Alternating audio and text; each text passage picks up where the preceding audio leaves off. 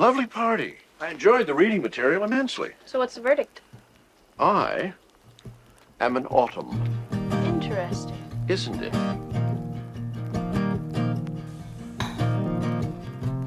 Let's jump right in with solo activities. One of my favorite things to do as soon as it starts to get a little bit chilly is putting my summer clothes away and bringing my fall clothes out. My original plan was to have footage of this to show you, but as soon as 1st of September hit, I already switched out everything. Get out your fall candles. As you can see, I've already done that. Or you can always buy a new one. I would just get one that's discounted. New candles are so expensive. And for what? I don't know. Go to like TJ Maxx or something. Or you could always get incense. Incense tends to be relatively inexpensive. If you don't have any friends who have similar interests that you do, it's okay. You can do stuff alone. You can go to a bookstore. I prefer going to used bookstores over new bookstores. New bookstores just kind of have a sterile feeling, and used feels a little bit more homey. That's the only way I can think to describe it. Walk trails where there's some fall foliage. It doesn't really last for long, at least where I live.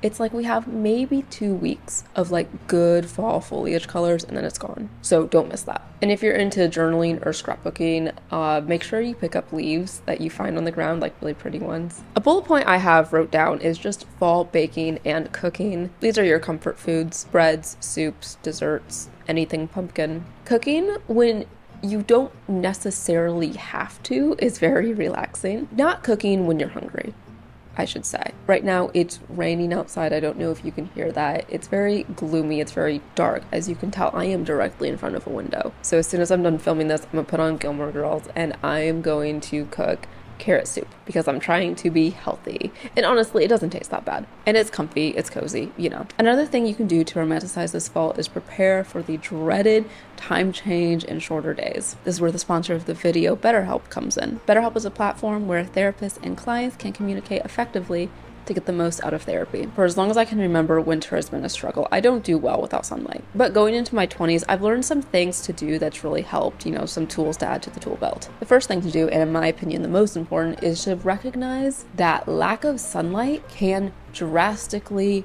affect people. You're not crazy.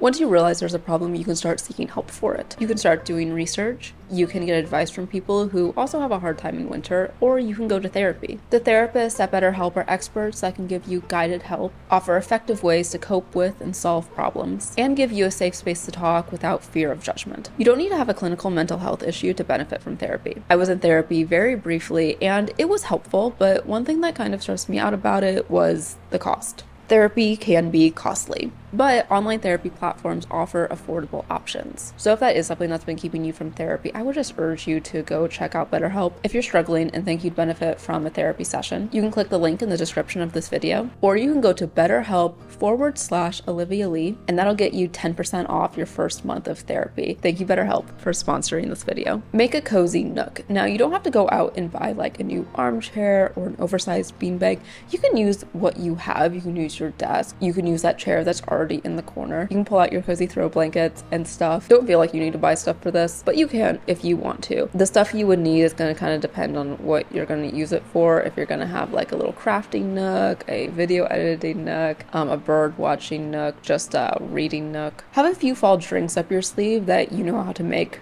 very well. Tea can literally be one of them. This can also be your chais, your pumpkin spice coffees, your spiked apple cider. And of course you can make it just for yourself, but when you do have people over, it's nice just to know you have a few drinks you know how to make. Prepare for your indoor hobby. Now this is going to look a little bit different depending on what your hobby is. This could look like going shopping for craft supplies. This could look like buying a new video game. You can make a list of books you want to read that you want to check out at the library. You could sign back up for a membership at your pottery studio. You could have a craft night. Now you don't have to be crafty because you're just gonna make like photo album or a scrapbook of last summer. This next idea is from a comment on one of my other videos. Make fall baskets for people. This idea is so cute, so adorable. I've seen this all over social media, but just some advice. Don't give people junk or things that they wouldn't really like. You should really try to make it thoughtful, and I'm not gonna lie, a lot of the fall baskets I've seen, while they were cute, it's not something I would particularly like. A lot of the stuff I would just throw away or donate or give to someone else. Like maybe there would be a few things I would keep, but not a lot. So this is how to build someone a fall basket that they would appreciate. Start with a basket. Do you see baskets in their home?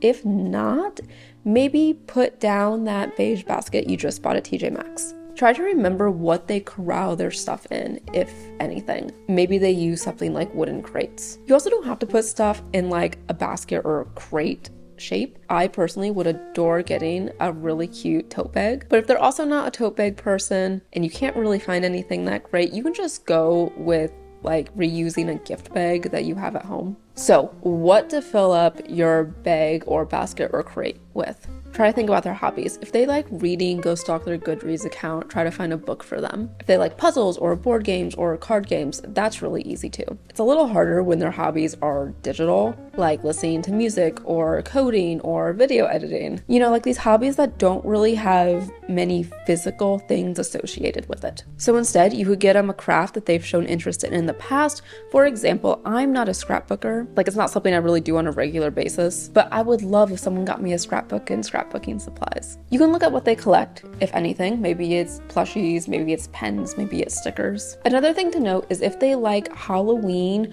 or fall themed things or not. If you don't see fall decor in their home, maybe don't buy them fall decor for their home.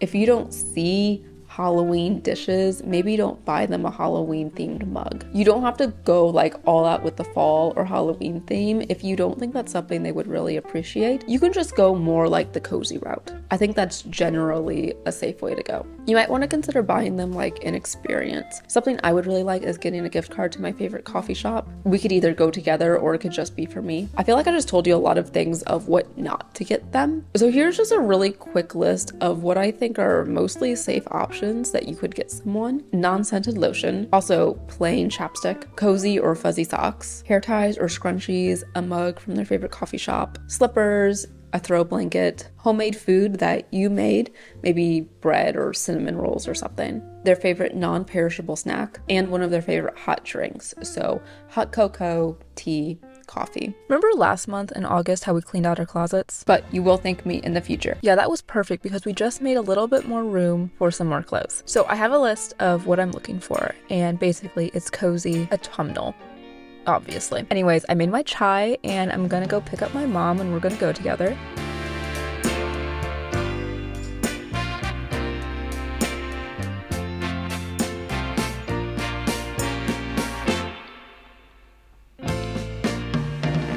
We're gonna switch gears real quick and get into some fall media, and by media I mean mostly books, because you already know like the fall movies and TV shows to watch. You know, you've got Gilmore Girls, you've got Mail, Practical Magic, It's the Great Pumpkin, Charlie Brown, all of these just like fall staples. So I'm going to try to give you some book recommendations, and hopefully these are ones that you haven't really heard too much before, at least not in the how to romanticize fall video niche. I found this Reddit thread and it's something like fiction books to get lost in. I'll link it below, go check it out. But two books from there that I thought sounded really interesting is Lonesome Dove and Song of Achilles. Something you can do is start a book series. If you start it now and read like one book like every other week or so, it'll last you throughout winter. That does depend on the book series though. So some recommendations: Harry Potter, Anne of Green Gables, A Series of Unfortunate Events, which yes, I know is a children's book series, but I love it and I might read them again this fall. There's all of the Sherlock Holmes stories. I think it's 56 short stories and then there's like 4 novels. If you can't really find a book series that you love, I'm the same way. It's pretty hard. The first book is usually pretty good, but then the ones after, not so much. You can also read books from the same author, so like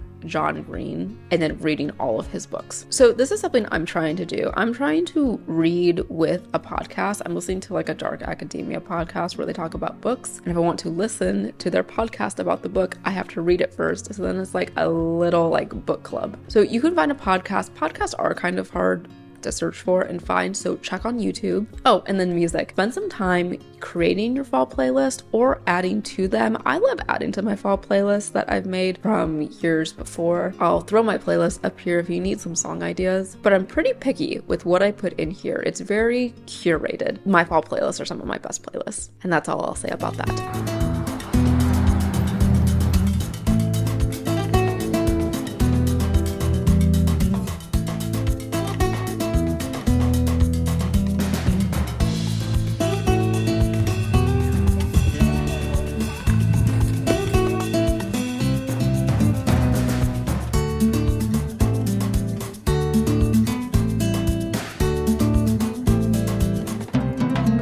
All right, we are in activities to do with friends. Visit a fall farmers market if you still have them going on. I know kind of as soon as October ends, the farmers markets tend to kind of fall off. So if you're watching this in October, look up the farmers markets. Attend a fall festival. There's literally so many going on. Fall is full of festivals. You have Oktoberfest. You have Halloween themed festivals. You have street fairs, and of course you have your basic fall theme festival where I'm sure you could find some really bomb apple cider donuts. Visit a pumpkin patch, get a few pumpkins. You can make jack-o'-lanterns. You could make like the hat face thing where you put the pumpkin over your head and do like a photo shoot. Also, save all the pumpkin seeds when you're scooping them out, and then you can roast them. They're really, really good. Oh, just remember to like put spices on them, at least salt, at least put salt on them. I did that once and I think I did them plain and it just wasn't, I don't know, it wasn't it. You can go on a hayride or do a corn maze.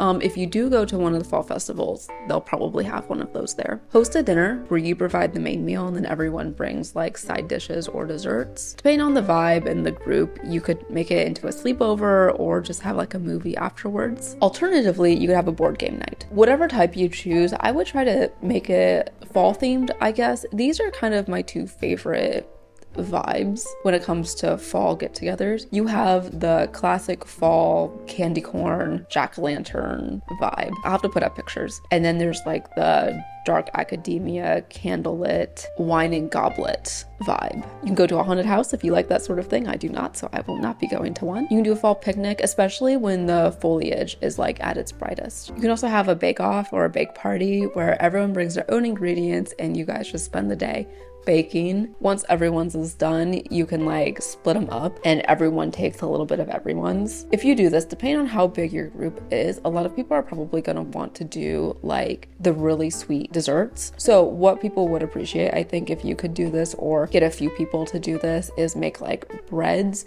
or at least like pastries that aren't so sweet, just to like have a little bit of variety in there. And yeah, I think that's it.